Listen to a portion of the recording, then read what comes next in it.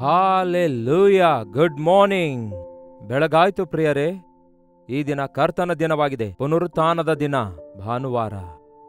ಭಾನುವಾರ ಬಂದ ಕೂಡಲೇ ಆಲಯಕ್ಕೆ ಹೋಗಬೇಕು ಎನ್ನುವಂಥದ್ದನ್ನು ಯಾರೂ ಹೇಳುವ ಅಗತ್ಯವಿಲ್ಲ.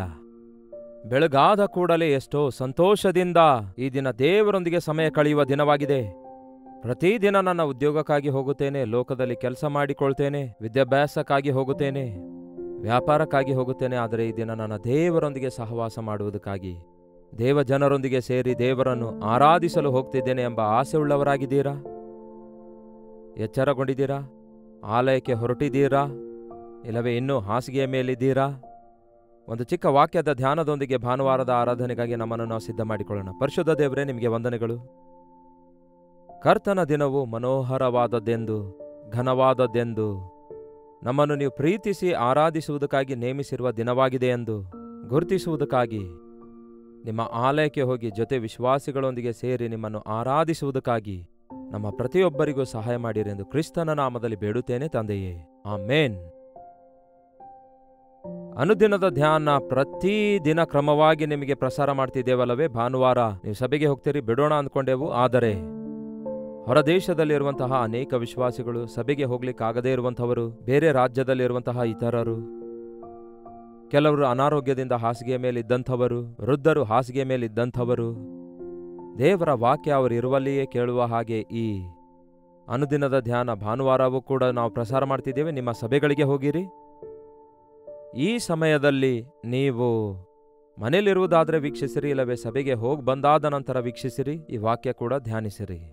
ಯೂಟ್ಯೂಬ್ನಲ್ಲಿ ಯಾವಾಗಲೂ ಅವೈಲೇಬಲ್ ಆಗಿರುತ್ತೆ. ಡಾಕ್ಟರ್ ಜಯಪಾಲ್ ಕನ್ನಡ ಯೂಟ್ಯೂಬ್ ಚಾನಲ್ಗೆ ಸಬ್ಸ್ಕ್ರೈಬ್ ಮಾಡಿಕೊಳ್ಳಿರಿ, ಲೈಕ್ ಮಾಡಿರಿ, ಶೇರ್ ಮಾಡಿರಿ. ಮೇಲಿಂದ ಮೇಲೆ ನಿಮ್ಮ ಹೆಸರು, ಊರು ಕಾಮೆಂಟ್ ಸೆಕ್ಷನ್ನಲ್ಲಿ ಬಂದು ಟೈಪ್ ಮಾಡಿರಿ. ಸಬ್ಸ್ಕ್ರೈಬ್ ಮಾಡಿಕೊಂಡಿದ್ದೀರಾ? ಈಗಲೇ ಮಾಡಿಕೊಳ್ಳಿರಿ. ವಾಕ್ಯದಲ್ಲಿ ನಾವು ಮನಸ್ಸಿಟ್ಟು ಈ ದಿನ ಧ್ಯಾನಿಸೋಣ. ಕೀರ್ತನೆಗಳು 133. ಬಹಳ ಚಿಕ್ಕ ಕೀರ್ತನೆಯಾಗಿದೆ, ಕೇವಲ 3 ವಚನಗಳಿವೆ. ಓದೋಣ ಅಂತೀರಾ? ಆಹಾ, ಸಹೋದರರು ಒಂದಾಗಿರುವುದು ಎಷ್ಟೋ ಒಳ್ಳೆಯದು, ಎಷ್ಟೋ ರಮ್ಯವಾದದ್ದು. ಅದು ಆರೋನನ ತಲೆಯ ಮೇಲೆ ಹಾಕಲ್ಪಟ್ಟು ಅವನ ಗಡ್ಡದ ಮೇಲೆಯೂ ಅಲ್ಲಿಂದ ಅವನ ಅಂಗಿಗಳ ಕೊರಳು ಪಟ್ಟಿಗಳವರೆಗೂ ಹರಿದು ಬರುವ ಶ್ರೇಷ್ಠ ತೈಲದಂತೆಯೂ ಇರುವುದು. ಹೆರ್ಮೋನ್ ಪರ್ವತದಲ್ಲಿ ಹುಟ್ಟಿ ಚಿಯೋನ್ ಪರ್ವತದ ಮೇಲೆ ಬೀಳುವ ಮಂಜಿನಂತಿರುವುದು. ಅಲ್ಲಿ ಆಶೀರ್ವಾದವೂ ಜೀವವೂ ಸದಾಕಾಲ ಇರಬೇಕೆಂದು ಯೆಹೋವನು ಆಜ್ಞಾಪಿಸಿದ್ದಾನೆ. ಸಹೋದರರು ಐಕ್ಯತೆಯುಳ್ಳವರಾಗಿ ಜೀವಿಸುವಂಥದ್ದು, ನಿವಾಸಿಸುವಂಥದ್ದು ಎಷ್ಟು ಮೇಲುಕರವಾಗಿದೆ ಎಂದು, ಎಷ್ಟೋ ಮನೋಹರವಾಗಿದೆ ಎಂದು ನೋಡ್ತೇವೆ. ಅಂದರೆ ಸಹೋದರಿಯರು ಐಕ್ಯವಾಗಿ ಇರುವುದೇ ಆದರೆ ಇನ್ನೂ ಎಷ್ಟೋ ಮೇಲಾಗಿರುತ್ತೆ, ಮತ್ತೆ ಇನ್ನೂ ಎಷ್ಟೋ ಮನೋಹರವಾಗಿರುತ್ತೆ. 3 ಕಪ್ಪೆಗಳು ಒಂದೇ ಸ್ಥಳದಲ್ಲಿ ಇರುವುದಿಲ್ಲವೆಂದು ಚೈನೀಸ್ ದೇಶದ ಒಂದು ಗಾದೆ ಇದೆ. ಮುಖ್ಯವಾಗಿ ಸ್ತ್ರೀಯರು ಐಕ್ಯವಾಗಿರುವುದು ಬಹಳ ಕಷ್ಟ ಅಂತೆ. ಯಾಕೆಂದರೆ ಸ್ತ್ರೀಯರು ಅವರು ತಮ್ಮ ಮನಸ್ಸಲ್ಲಿರುವುದನ್ನು ತಕ್ಷಣವೇ ಬಯಲುಪಡಿಸುವವರಾಗಿರೋದ್ರಿಂದ ಅವರ ವ್ಯತ್ಯಾಸಗಳು ಗೊತ್ತಾಗ್ತವೆ. ಪುರುಷರು ತಮ್ಮ ಮನಸ್ಸಿನಲ್ಲಿರುವವುಗಳನ್ನು, ಅಂದರೆ ಸಹಜವಾಗಿ ಹೇಳ್ತಿದ್ದೇನೆ, ಅಷ್ಟು ಬೇಗನೆ ಅವುಗಳನ್ನು ಬಯಲ್ಪಡಿಸುವುದಿಲ್ಲ. ಅವರು ತೋರುವಿಕೆಗೆ ಐಕ್ಯತೆಯುಳ್ಳವರಾಗಿ ಕಾಣಿಸಿಕೊಳ್ತಾರೆ, ಆದರೆ ಅಂತರಂಗದಲ್ಲಿ ಭೇದಗಳಿರುತ್ತವೆ. ಇದು ಲೋಕದ ಪದ್ಧತಿ ಪ್ರಿಯರೇ. ಲೋಕದಲ್ಲಿ ಮನುಷ್ಯರು ತೋರುವಿಕೆಗೆ ಆಹಾ ಓಹೋ ಅನ್ನುತ್ತಾ ಇರ್ತಾರೆ. ಒಬ್ಬರ ಮೇಲೆ ಮತ್ತೊಬ್ಬರಿಗೆ ಒಂದು ವಿಧವಾದ ಎಷ್ಟು ಆಯಾಸವಿದೆ ಎಂದು, ಎಷ್ಟು ಅಸೂಯೆ ಇದೆ ಎಂದು, ಎಷ್ಟು ಭೇದವಿದೆ ಎಂದು ಗಮನಿಸುವಾಗ ಗುರುತಿಸಬಲ್ಲೆವು. ಸಮಯ ಬಂದಾಗ ಎಲ್ಲವೂ ಬಯಲಾಗುತ್ತದೆ. ಆದರೆ ದೇವರ ಮಕ್ಕಳಾಗಿರುವ ನಮ್ಮೊಳಗೆ ಐಕ್ಯತೆ ಐಕ್ಯತೆ ಐಕ್ಯತೆ ಈ ಮಾತು ಬೈಬಲ್ನಲ್ಲಿ ಮೇಲಿಂದ ಮೇಲೆ ಬರೆಯಲಾಗಿದೆ.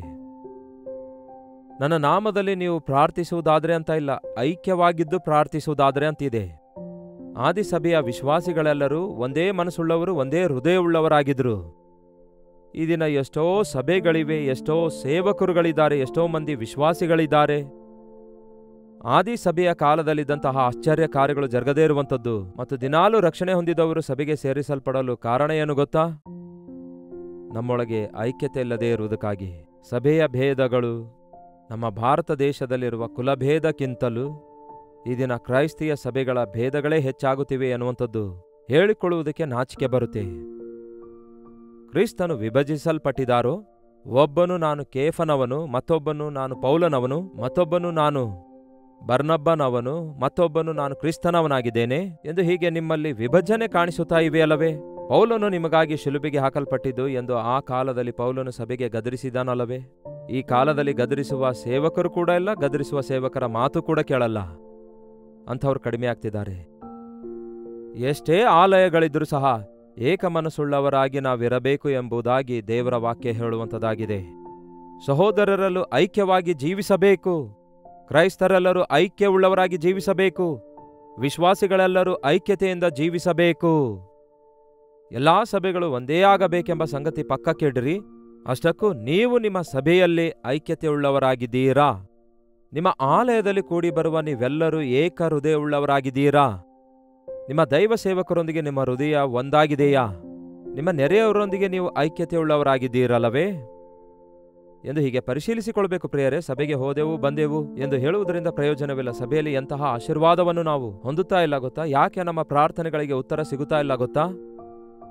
ಸಭೆಯ ಆರಾಧನೆ ನಿಸ್ಸಾರವಾಗಿರುವುದಕ್ಕೆ ಕಾರಣವೇನೆಂದರೆ ಅದರಲ್ಲಿ ಐಕ್ಯತೆ ಇಲ್ಲದಂಥದ್ದಾಗಿದೆ. ದೇವಾಲಯಕ್ಕೆ ನಾವು ಹೋಗುವುದೇ ಐಕ್ಯತೆಗೋಸ್ಕರ.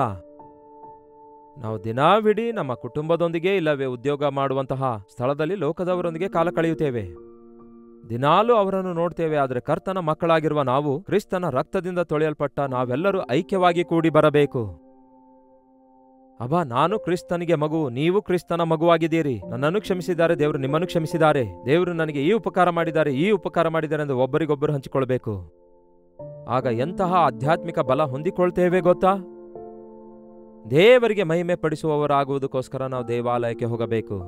ದೇವಾಲಯದಲ್ಲಿ ನಾವು ಎಲ್ಲರೂ ಕಾಯರ್ನಲ್ಲಿ ಇರಲಿಕ್ಕಾಗೋದಿಲ್ಲ, ಎಲ್ಲರೂ ಬೋಧಿಸ್ಲಿಕ್ಕಾಗೋದಿಲ್ಲ, ಎಲ್ಲರೂ ಪರಿಚಾರಕರಾಗಿಲ್ಲವೇ ಹಿರಿಯರಾಗಿರ್ಲಿಕ್ಕಾಗೋದಿಲ್ಲ, ಎಲ್ಲರೂ ಸಂಡೇ ಸ್ಕೂಲ್ ಟೀಚರ್ ಆಗುವುದಿಲ್ಲ. ಯಾರು ಯಾವುದೇ ಕೆಲಸ ಮಾಡಿದ್ರೂ ನಾವೆಲ್ಲರೂ ಕ್ರಿಸ್ತನಿಗೋಸ್ಕರ ಮಾಡುತ್ತಿದ್ದೇವೆ. ಒಬ್ಬರಿಗೋಸ್ಕರ ಒಬ್ಬರು ನಾವು ಪ್ರಯಾಸ ಪಡ್ತಿದ್ದೇವೆ ಎಂದು ಗುರುತಿಸುವಾಗ ಭಾನುವಾರ ಬಂದ ಕೂಡಲೇ ಹಬ್ಬದಂತೆ ಇರುತ್ತೆ ನೋಡಿ. ಹಬ್ಬ ಬಂದ ಕೂಡಲೇ ಕೆಲವರು ಬಂಧುಗಳ ಮನೆಗೆ ಹೋಗುತ್ತಾರೆ. ಮುಖ್ಯವಾಗಿ ಚೆನ್ನೈದಂತಹ ಪಟ್ಟಣದಲ್ಲಿ ಹಾಲಿಡೇ ಬಂದಿದೆಯಲ್ಲವೇ, ಏನಾದರೂ ವಿಶೇಷ ಕೂಟ ಇಡೋಣ ಅಂತ ಕೇಳಿದ್ರೆ ನಮ್ಮ ಸಭೆ ವಿಶ್ವಾಸಿಗಳು ಹಾಲಿಡೇ ಬಂದ ಕೂಡಲೇ ಅವರು ತಮ್ಮ ತಮ್ಮ ಊರುಗಳಿಗೆ ಹೋಗಲು ಬಯಸ್ತಾರೆ. ಯಾಕೆ? ಬಂಧುಗಳಿಗೆ ಭೇಟಿಯಾಗಲು, ಸ್ನೇಹಿತರಿಗೆ ಭೇಟಿಯಾಗಲು. ಮತ್ತೆ ನಮಗ್ಯಾರಿದ್ದಾರೆ ಬಂಧುಗಳು? ಕ್ರಿಸ್ತನ ಸಂಬಂಧಿಕರು, ಅಂದರೆ ಕ್ರಿಸ್ತನ ರಕ್ತದಲ್ಲಿ ತೊಳೆಯಲ್ಪಟ್ಟವರೇ ನಮ್ಮ ಸಂಬಂಧಿಕರಾಗಿದ್ದಾರೆ. ನಾವು ಪ್ರತಿ ವಾರ ದೇವ ಜನರಿಗೆಲ್ಲ ಭೇಟಿಯಾಗುವುದು ಎಷ್ಟೋ ಧನ್ಯಕರವಾಗಿರುತ್ತೆ.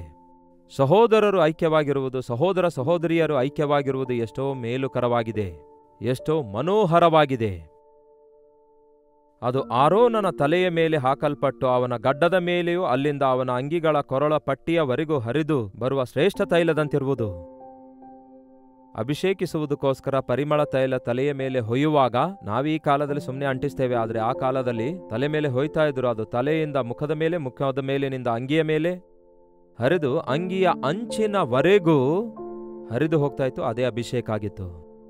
ದೇವರ ಯಜ್ಞವೇದಿಯ ಬಳಿಯಿಂದ ದೇವರ ಆಲಯದ ದ್ವಾರದ ಬಳಿಗೂ ಇರುವಂತಹ ಪ್ರತಿಯೊಬ್ಬರೂ ಕೂಡ ಕನೆಕ್ಟ್ ಮಾಡಲ್ಪಡಬೇಕು, ಐಕ್ಯಗೊಳ್ಳಬೇಕು, ಅಭಿಷೇಕಿಸಲ್ಪಡಬೇಕು. ಅದೇ ದೇವರ ಆಲಯದಲ್ಲಿ ನಡೆಯಬೇಕಾದ ಕಾರ್ಯ. ಎಲ್ಲರೂ ತಮ್ಮ ಪಾಡಿಗೆ ತಾವು ಏನೋ ಇಷ್ಟ ಬಂತು ಒಂದು ಹಾಡನ್ನು ಹಾಡ್ದೆವು, ಇಷ್ಟವಿದ್ದಿಲ್ಲ ಅದಕ್ಕೆ ಹಾಡಲಿಲ್ಲ. ಒಬ್ಬರು ಬೇಗ ಹೋಗ್ತಾರೆ, ಒಬ್ಬರು ತಡ ಮಾಡಿ ಬರ್ತಾರೆ. ಇಷ್ಟ ಬಂದ ರೀತಿಯಲ್ಲಿ ಕ್ರಮಹೀನರಾಗಿ ನಾವು ದೇವರ ಆಲಯಕ್ಕೆ ಹೋಗೋದರಿಂದಲೇ ದೇವರ ಸನ್ನಿಧಿ ಅನುಭವಿಸುತ್ತಾ ಇಲ್ಲ. ಸಭೆಯಲ್ಲಿರುವಂಥವರೆಲ್ಲರೂ ಖಚಿತವಾಗಿಯೂ ಸಭೆಯಲ್ಲಿ ನಾನಾ ವಿಧವಾದ ವ್ಯಕ್ತಿಗಳು ಇರುತ್ತಾರೆ. ಎಜುಕೇಟೆಡ್ ಇರುತ್ತಾರೆ, ಅನ್ಎಜುಕೇಟೆಡ್ ಇರುತ್ತಾರೆ, ಬೇರೆ ಬೇರೆ ರೀತಿಯ ಕುಲ ಜಾತಿಗೆ ಸಂಬಂಧಪಟ್ಟವರೆಲ್ಲ ಯೇಸುವನ್ನು ನಂಬುತ್ತಾ ಇದ್ದಾರಲ್ಲವೇ. ಆದರೆ ಚರ್ಚಿಗೆ ಹೋದ್ಮೇಲೆಯೂ ಕೂಡ ಕುಲದ ಬಗ್ಗೆ ಮಾತಾಡೋದೇನು? ನಮ್ಮ ವಿದ್ಯಾರ್ಹತೆಯ ಕುರಿತು ಮಾತಾಡಿಕೊಳ್ಳೋದೇನು? ನಮ್ಮ ಫ್ಯಾಮಿಲಿ ಬ್ಯಾಕ್ಗ್ರೌಂಡ್ ಕುರಿತಾಗಿ ಹೇಳಿಕೊಳ್ಳುವಂಥದ್ದೇನು?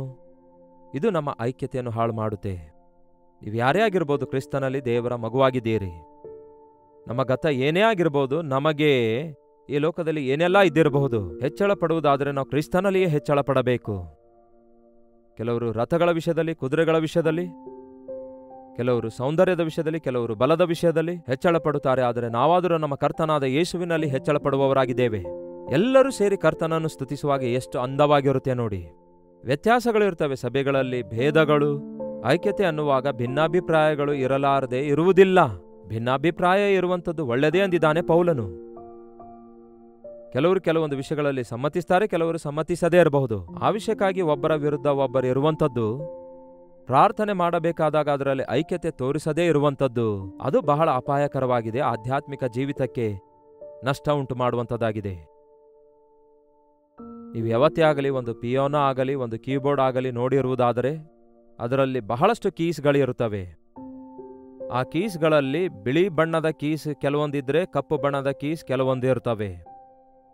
ಎಲ್ಲಾ ಕೀ ಒಂದೇ ಸ್ವರ ಉಂಟು ಮಾಡುತ್ತದೋ? ಒಂದು ಕೀ ಅನ್ನುತ್ತೆ, ಇನ್ನೊಂದು ಆ ಅನ್ನುತ್ತೆ. ಅವೆಲ್ಲ ಬೇರೆ ಬೇರೆಯಾಗಿವೆ, ಬೇರೆ ಬೇರೆ ಸ್ವರವನ್ನೇ ಕೊಡ್ತವೆ, ಬೇರೆ ಬೇರೆ ರೂಪ ಬಣ್ಣ ಉಳ್ಳವುಗಳಾಗಿವೆ.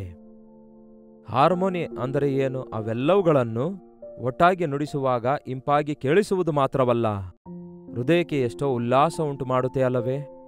ಹಾಗೆಯೇ ನಾವೆಲ್ಲರೂ ನಮ್ಮ ಸೃಷ್ಟಿಕರ್ತನ ಕೈಗೆ ಒಪ್ಪಿಸಿಕೊಡುವಾಗ ಪ್ರತಿಯೊಬ್ಬರನ್ನು ಆತನು ಉಪಯೋಗಿಸಿಕೊಳ್ಳುವುದಕ್ಕಾಗಿ ನೀವು ಯಾವುದರಿಂದ ಹೊರಗೆ ಬರಬೇಕು, ಯಾವ ವಿಷಯದಲ್ಲಿ ದೇವರಿಂದ ಉಪಯೋಗ ಆಗಬೇಕು, ಯಾವ ವಿಷಯದಲ್ಲಿ ನೀವು ದೇವರನ್ನು ಸನ್ಮಾನಿಸಬೇಕು, ಸಭೆಯಲ್ಲಿರುವಂಥವರೆಲ್ಲರೂ ದೊಡ್ಡವರು, ಹಿರಿಯರು, ವೃದ್ಧರು, ಐಶ್ವರ್ಯವಂತರು, ಬಡವರು, ಓದಿದವರು, ಓದದೇ ಇರುವವರು ಎಂಬ ವ್ಯತ್ಯಾಸವಿಲ್ಲದೆ ನಾವೆಲ್ಲರೂ ದೇವರ ಕೈಗೆ ಒಪ್ಪಿಸಿಕೊಡುವುದಾದರೆ ನಮ್ಮೊಳಗಡೆಯಿಂದ ಮಧುರ ಸ್ವರವನ್ನು ಆತನು ಕೇಳಿಸುವಂತೆ ಮಾಡ್ತಾರೆ. ನಾವು ಹಾಡುವ ಹಾಡುಗಳು ಧೂಪದಂತೆ ದೇವರ ಸನ್ನಿಧಿಗೆ ಸೇರ್ತವೆ, ಕೇಳಲು ಇಂಪಾಗಿರುತ್ತವೆ. ಆ ಹಾಡಿನ ಸ್ವರವನ್ನು ಕೇಳಿದವರು ಪಶ್ಚಾತ್ತಾಪ ಪಡುವ ಹಾಗೆ, ಹಾಡಿನ ಸ್ವರವನ್ನು ಕೇಳಿ ರೋಡಲ್ಲಿ ಹೋಗುವಂಥವರು ಓಡೋಡಿ ಬಂದು ಪರಿಶುದ್ಧಾತ್ಮನಿಂದ ಸ್ಪರ್ಶಿಸಲ್ಪಟ್ಟಂಥವರನ್ನು ನಮ್ಮ ಮಿನಿಸ್ಟ್ರಿಯಲ್ಲಿ ನಾವು ನೋಡಿದ್ದೇವೆ. ಆತ್ಮದಲ್ಲಿ ನಾವು ಹಾಡು ಹಾಡುತ್ತಿರುವಾಗ ಪರಿಶುದ್ಧಾತ್ಮನು ತನ್ನ ಕಾರ್ಯ ಮಾಡುತ್ತಾರೆ. ತಪ್ಪಾಗಿ ಹಾಡಿದರೂ ಸಹ, ದೊಡ್ಡ ದೊಡ್ಡ ವಾದ್ಯಗಳು ಇಲ್ಲದಿದ್ದರೂ ಸಹ, ಏಕ ಮನಸ್ಸಿನಿಂದ ಹಾಡುವುದಾದರೆ, ನಂಬಿಕೆಯಿಂದ ಹಾಡುವುದಾದರೆ, ಅನುಭವಿಸುತ್ತಾ ಹಾಡುವುದಾದರೆ ಅದ್ಭುತಗಳನ್ನು ನೋಡಬಲ್ಲೆವು. ನಿಮ್ಮ ಸಭೆಗೆ ಹೋಗ್ತಾ ಇದ್ದೀರಾ? ನಿಮ್ಮ ಸಭೆಯಲ್ಲಿರುವ ನಿಮ್ಮ ಸಹೋದರ ಸಹೋದರಿಯರು ನಿಮಗೆ ಮಾತಾಡಿಸುತ್ತಾರೋ? ಒಬ್ಬರನ್ನೊಬ್ಬರು ವಂದಿಸಿರಿ ಎಂಬುದಾಗಿ ಬೈಬಲ್ ಹೇಳುತ್ತದೆ. ನಿಮ್ಮ ಸಭೆಯಲ್ಲಿ ನಿಮ್ಮ ಪಕ್ಕದಲ್ಲೇ ಕೂತ್ಕೊಳ್ಳೋರು ಯಾರೆಂದು ನೀವು ಲಕ್ಷಿಸದೇ ಇದ್ದರೆ ಪರಲೋಕದಲ್ಲಿ ನೀವಿಬ್ಬರು ಹೇಗೆ ಅಕ್ಕಪಕ್ಕದಲ್ಲಿ ಕೂತ್ಕೊಳ್ಳಲಿಕ್ಕಾಗುತ್ತೆ? ಯಾರು ಏನಾಗಿದ್ರೆ ನನಗೇನು ಎಂಬ ಸ್ವಭಾವದಿಂದ ನಾವು ಸಭೆಗೆ ಹೋಗುವುದಾದರೆ ದೇವರು ನಮ್ಮನ್ನು ಮೆಚ್ಚಿಕೊಳ್ಳುವುದಿಲ್ಲ. ನಾವು ಆತನ ಮಕ್ಕಳಾಗಿದ್ದೇವೆ, ಆತನ ರಕ್ತದಲ್ಲಿ ತೊಳೆಯಲ್ಪಟ್ಟವರಾಗಿದ್ದೇವೆ. ನಮ್ಮೆಲ್ಲರನ್ನು ಆತನು ಸಮಕೂಡಿಸಿ ಅಮೂಲ್ಯವಾದ ತನ್ನ ರಕ್ತದಿಂದ ನಮ್ಮನ್ನು ವಿಮೋಚಿಸಿ ನಿರಂತರವೂ ಆತನೊಂದಿಗಿರುವ ಹಾಗೆ ಸ್ತುತಿಗೀತೆಯಿಂದ ಆರಾಧನೆಯಿಂದ ರಾತ್ರಿ ಹಗಲು ಪರಿಶುದ್ಧನು ಪರಿಶುದ್ಧನು ಪರಿಶುದ್ಧನು ಎಂದು ಗಾನ ಪ್ರತಿಗಾನ ಮಾಡಿ ಆರಾಧಿಸುವ ಆ ಪರಲೋಕ ರಾಜ್ಯಕ್ಕೆ ವಾರಸುದಾರರನ್ನಾಗಿ ಮಾಡಲು ಬಯಸುವಾತನಾಗಿದ್ದಾರೆ. ಏಕ ಮನಸ್ಸುಳ್ಳವರಾಗಿರುವಾಗ, ಒಬ್ಬರನ್ನೊಬ್ಬರು ಸನ್ಮಾನಿಸುವಾಗ ಇತರರನ್ನು ನಿಮಗಿಂತಲೂ ಯೋಗ್ಯರೆಂದು ಎಣಿಸಿರೆಂದು ಬೈಬಲ್ ಹೇಳುತ್ತದೆ. ಒಬ್ಬರಿಗೊಬ್ಬರು ಐಕ್ಯವಾಗಿರಿ, ಒಬ್ಬರಿಗೊಬ್ಬರು ಸುಳ್ಳಾಡಬೇಡಿರಿ, ಒಬ್ಬರಿಗೋಸ್ಕರ ಒಬ್ಬರು ಪ್ರಾರ್ಥಿಸಿರಿ, ಒಬ್ಬರ ಬಾಧೆ ಇನ್ನೊಬ್ಬರು ಹಂಚಿಕೊಳ್ಳ್ರಿ, ಒಬ್ಬರಿಗೊಬ್ಬರು ಸಮಾಧಾನವುಳ್ಳವರಾಗಿರಿ, ಒಬ್ಬರನ್ನೊಬ್ಬರು ವಿಮರ್ಶಿಸಿಕೊಳ್ಳಬೇಡಿ. ಹೀಗೆ ಹೆಚ್ಚು ಕಡಿಮೆ 63 ಸಾರಿ ಒಬ್ಬರಿಗೊಬ್ಬರು ಎಂಬಂತಹ ಮಾತು ಇರುವುದಾದರೆ ಅವೆಲ್ಲ ಒಂದು ಚಿಕ್ಕ ಪುಸ್ತಕವನ್ನಾಗಿ ಪ್ರಿಂಟ್ ಮಾಡಿಸಿದ್ದೇನೆ. ಬೇಕಾದರೆ ನಿಮ್ಮ ವಿವರಗಳನ್ನು ವಾಟ್ಸಪ್ ಕಳಿಸಿಕೊಡಿರಿ, ಆ ಪುಸ್ತಕ ನಿಮಗೆ ನಾವು ಕಳಿಸಿಕೊಡ್ತೇವೆ. ಸಭೆಗೆ ಹೋಗುವಾಗ ಪ್ರೀತಿ, ಅನುಬಂಧ, ಅನುರಾಗ, ಒಬ್ಬರ ಭಾರ ಒಬ್ಬರು ಹಂಚಿಕೊಂಡು, ಒಬ್ಬರಿಗೋಸ್ಕರ ಒಬ್ಬರು ಪ್ರಾರ್ಥಿಸಿಕೊಂಡು, ಒಬ್ಬರೊಂದಿಗೆ ಒಬ್ಬರು ಆನಂದಿಸುವಾಗ ಪರಲೋಕವೇ ಭೂಲೋಕದಲ್ಲಿ ಅನುಭವಿಸಿದಂತಿರುತ್ತೆ. ಪರಲೋಕದ ನಮೂನೆಯೇ ಭೂಲೋಕದಲ್ಲಿ ದೇವರು ನಮಗೆ ಕೊಟ್ಟ ಸಭೆಯಾಗಿದೆ. ಸಭೆಗೆ ಹೋಗಿರಿ, ಏಕ ಮನಸ್ಸುಳ್ಳವರಾಗಿ ಇತರ ಜೊತೆ ವಿಶ್ವಾಸಿಗಳೊಂದಿಗೆ ಸೇರಿ ಹಾಡುಗಳನ್ನು ಹಾಡುತ್ತಾ ಇರಿ, ಇತರರನ್ನು ಪ್ರೀತಿಸಿರಿ, ಇತರರೊಂದಿಗೆ ಐಕ್ಯವಾಗಿರಿ. ಕೆಲವೊಂದು ಸಾರಿ ನೀವು ಐಕ್ಯವಾಗಿಲ್ಲದಿದ್ದರೆ, ಅವರೊಂದಿಗೆ ನೀವು, ನಿಮ್ಮೊಂದಿಗೆ ಅವರು ಐಕ್ಯವಾಗಿಲ್ಲದಿದ್ದರೆ, ಆ ಭೇದವನ್ನೆಲ್ಲ ಪಕ್ಕಕ್ಕೆ ತಳ್ಳಿ ಹಾಕಿ ಕರ್ತನ ಪ್ರೀತಿಯಿಂದ ಒಬ್ಬರನ್ನೊಬ್ಬರು ಪರಾಂಬರಿಸಿಕೊಳ್ಳಿರಿ. ಭೂಲೋಕದಲ್ಲಿ ಏಕ ಮನಸ್ಸೇ, ಏಕ ಆತ್ಮವೇ, ಏಕ ಆರಾಧನೆವೇ ಇರುತ್ತೆ. ದೇವರು ಒಬ್ಬನೇ, ಪರಿಶುದ್ಧಾತ್ಮನು ಒಬ್ಬನೇ, ಕ್ರಿಸ್ತನು ಒಬ್ಬನೇ, ದೀಕ್ಷಾಸ್ನಾನವೂ ಒಂದೇ. ನಮ್ಮನ್ನು ಶುದ್ಧೀಕರಿಸಿರುವ ಕ್ರಿಸ್ತನ ರಕ್ತವು ಒಂದೇ ಆಗಿರುವುದರಿಂದ ನಾವೆಲ್ಲರೂ ಒಂದೇ ಆಗಿದ್ದೇವೆ. ನೀವು ಒಬ್ಬರನ್ನೊಬ್ಬರು ಪ್ರೀತಿಸಿಕೊಳ್ಳುವುದರಿಂದ ನೀವು ನನ್ನ ಶಿಷ್ಯರಾಗಿದ್ದೀರಿ ಎಂದು ಲೋಕ ತಿಳಿದುಕೊಳ್ಳುತ್ತೆ ಎಂದು ಯೇಸು ಹೇಳಿದ ಹಾಗೆ, ಆ ಹೆರ್ಮೋನ್ ಪರ್ವತ ಎನ್ನುವುದು ಹೈಯೆಸ್ಟ್ ಶಿಖರವಾಗಿದೆ. ಅಲ್ಲಿಂದ ಮಂಜು ಕೆಳಗಡೆ ಬೀಳುವಾಗ ಅದು ಎಲ್ಲರಿಗೂ ಕಾಣಿಸಿಕೊಳ್ತದಂತೆ. ನೀವು ಬೆಟ್ಟದ ಮೇಲೆ ಕಟ್ಟಲ್ಪಟ್ಟ ಪಟ್ಟಣದಂತಿರಬೇಕೆಂದು ದೇವರು ಹೇಳಿದ್ದಾರೆ. ನಮ್ಮ ಪ್ರೀತಿ ಐಕ್ಯತೆಯನ್ನು ನೋಡಿ ನಿಮ್ಮ ದೇವರು ದೊಡ್ಡ ದೇವರೆಂದು ಅನ್ಯರು ಹೇಳಿಕೊಳ್ಳುವ ಹಾಗೆ, ಆತನ ನಾಮ ಎತ್ತಿ ಹಿಡಿದುಕೊಳ್ಳುವ ಹಾಗೆ ನಾವು ಆತನ ಸಾಕ್ಷಿಗಳಾಗಿ ಜೀವಿಸಬೇಕೆಂದು ದೇವರು ಕೋರಿಕೊಳ್ತಾರೆ. ಅಂತಹ ಕೃಪೆ ದೇವರು ನಮ್ಮೆಲ್ಲರಿಗೆ ಕೊಡಲಿ. ಬನ್ನಿ ಪ್ರಾರ್ಥಿಸೋಣ. ಪರಿಶುದ್ಧ ದೇವರೇ, ಪ್ರೀತಿಯುಳ್ಳ ತಂದೆಯೇ, ಮತ್ತೊಂದು ಸಾರಿ ಭಾನುವಾರ ನಿಮ್ಮ ಸನ್ನಿಧಿಯಲ್ಲಿ ಕೂಡಿ ಬಂದಿದ್ದೇವೆ. ನಮ್ಮೆಲ್ಲರೊಳಗೆ ಐಕ್ಯತೆ ದಯಪಾಲಿಸಿರಿ. ನಮ್ಮ ಸಭೆಯೊಳಗೆ ಐಕ್ಯತೆ ದಯಪಾಲಿಸಿರಿ. ಸಭೆಯಲ್ಲಿ ಪರಿಶುದ್ಧಾತ್ಮ ದೇವರನ್ನು ಕೋರಿಕೊಳ್ತಿದ್ದೇವೆ. ವಿಭಜನೆ ಆತ್ಮವನ್ನು ನಾವು ತಳ್ಳಿ ಹಾಕುತ್ತೇವೆ. ಭಿನ್ನಾಭಿಪ್ರಾಯಗಳನ್ನು ತೊಲಗಿಸಲ್ಪಟ್ಟು ಒಬ್ಬರಿಗೋಸ್ಕರ ಒಬ್ಬರು ಅನುರಾಗವುಳ್ಳವರಾಗಿ, ಪ್ರೀತಿಯುಳ್ಳವರಾಗಿ, ಸಹವಾಸವುಳ್ಳವರಾಗಿ, ಐಕ್ಯತೆಯುಳ್ಳವರಾಗಿ, ಪರಲೋಕವೇ ಸಂತೋಷ ಪಡುವ ಹಾಗೆ ಭೂಲೋಕದಲ್ಲಿ ನಿಮ್ಮನ್ನು ಸಂತೋಷಪಡಿಸುವ ಹಾಗೆ ನಮ್ಮ ಸಭೆಗಳಲ್ಲಿ ಏಕ ಆತ್ಮ, ಏಕ ಹೃದಯ, ಏಕ ಮನಸ್ಸನ್ನು ದಯಪಾಲಿಸಿರಿ. ಅಷ್ಟು ಮಾತ್ರವಲ್ಲ, ಕ್ರೈಸ್ತರೆನಿಸಿಕೊಳ್ಳುವ ಪ್ರತಿಯೊಬ್ಬರು ಕ್ರಿಸ್ತನ ರಕ್ತದಿಂದ ತೊಳೆಯಲ್ಪಟ್ಟಿದ್ದಾರೆ ಎಂದು, ಪರಲೋಕ ರಾಜ್ಯಕ್ಕಾಗಿ ಸಿದ್ಧರಾಗುತ್ತಿದ್ದೇವೆ ಎಂದು ಗುರುತಿಸಿ, ಡಿನಾಮಿನೇಷನ್ ಭಿನ್ನಾಭಿಪ್ರಾಯಗಳನ್ನೆಲ್ಲ ಬಿಟ್ಟು ಒಬ್ಬರಿಗೋಸ್ಕರ ಒಬ್ಬರು ಪ್ರಾರ್ಥಿಸಿಕೊಳ್ಳುವ ಹಾಗೆ ಪ್ರತಿಯೊಬ್ಬರು ತಮ್ಮ ತಮ್ಮ ಹೃದಯ ಶುದ್ಧವಾಗಿ ಕಾಪಾಡಿಕೊಳ್ಳಲು ಸಹಾಯ ಮಾಡಿರೆಂದು ಕ್ರಿಸ್ತನ ನಾಮದಲ್ಲಿ ಬೇಡುತ್ತೇನೆ ತಂದೆಯೇ, ಆಮೇನ್. ತಂದೆಯಾದ ದೇವರ ಪ್ರೀತಿಯು, ಮಗನಾಗಿರುವ ಕ್ರಿಸ್ತನ ಕೃಪೆಯು, ಆದರಣೆಕರ್ತನಾದ ಪವಿತ್ರಾತ್ಮನ ಸಹವಾಸವು ಈ ಅನುದಿನದ ಧ್ಯಾನದಲ್ಲಿ ಐಕ್ಯವಾಗಿರುವ ನಮ್ಮೆಲ್ಲರ ಸಂಗಡ ಸದಾಕಾಲಕ್ಕೂ ನೆಲೆಯಾಗಿರಲಿ. ಆಮೇನ್. ನಿಮ್ಮ ಸಭೆಗಳಿಗೆ ಹೋಗಿರಿ, ಕರ್ತನನ್ನು ಆರಾಧಿಸಿರಿ. ಡಾಕ್ಟರ್ ಜಯಪಾಲ್ ಕನ್ನಡ ಯೂಟ್ಯೂಬ್ ಚಾನಲ್ಗೆ ಸಬ್ಸ್ಕ್ರೈಬ್ ಮಾಡಿಕೊಳ್ಳಿರಿ, ಲೈಕ್ ಮಾಡಿ, ಇತರರಿಗೆ ಶೇರ್ ಮಾಡಿ. ನಿಮ್ಮ ಪ್ರಾರ್ಥನಾ ಮನವಿ 8939731313 ನಂಬರ್ಗೆ ಒಂದು ಟೆಕ್ಸ್ಟ್ ಇಲ್ಲವೇ ವಾಯ್ಸ್ ಮೆಸೇಜ್ ಮೂಲಕ ಕಳಿಸಿಕೊಡಿರಿ. ನಿಮ್ಮೆಲ್ಲರಿಗೋಸ್ಕರ ಪ್ರಾರ್ಥಿಸ್ತಿದ್ದೇವೆ, ನೀವು ಕೂಡ ಪ್ರಾರ್ಥಿಸಿರಿ. ಕರ್ತನ ಚಿತ್ತವಿದ್ರೆ ಮತ್ತೆ ಭೇಟಿಯಾಗೋಣ. ಅಲ್ಲಿವರೆಗೂ ದೇವರ ಮಹಾಕೃಪೆ ನಿಮ್ಮೆಲ್ಲರೊಂದಿಗಿರಲಿ.